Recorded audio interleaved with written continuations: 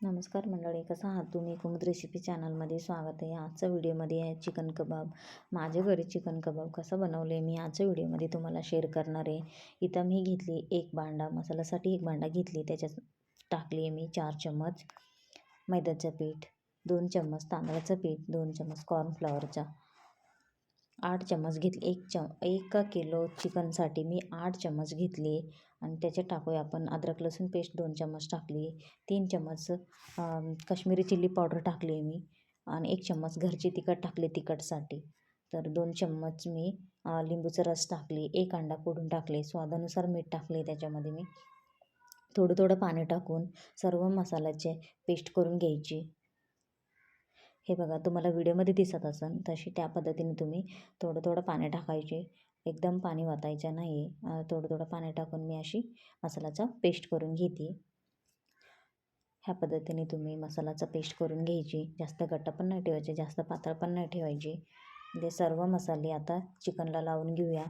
ते एका भांड्यामधून दुसऱ्या भांड्यामध्ये चिकनच्या भांड्यात मी मसाला टाकून घेतली. आता मी हातानेच पूर्णपणे मसाला चिकनला लावून घेते. हे बघा एक एक चिकनला पूर्णपणे मसाला लागायला पाहिजे त्या पद्धतीने मी पूर्ण लावून घेते. तुम्हाला व्हिडिओमध्ये दिसत असेल एक एक चिकनला खूप छान लागलेले हे मसाला.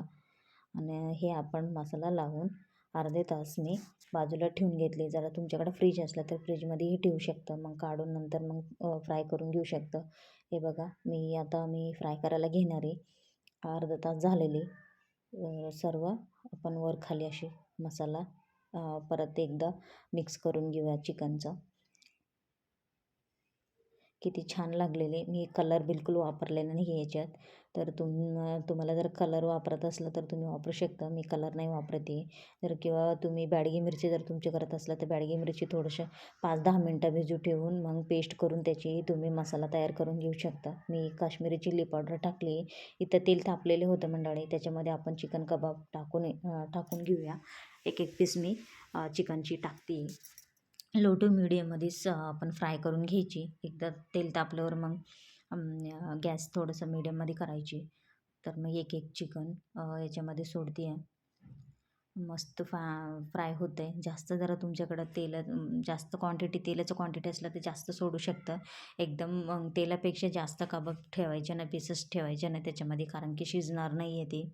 म्हणून जेवढं तेल आहे तेवढंच मग त्याच्यामध्ये चिकनचं पीसेस टाकायचे.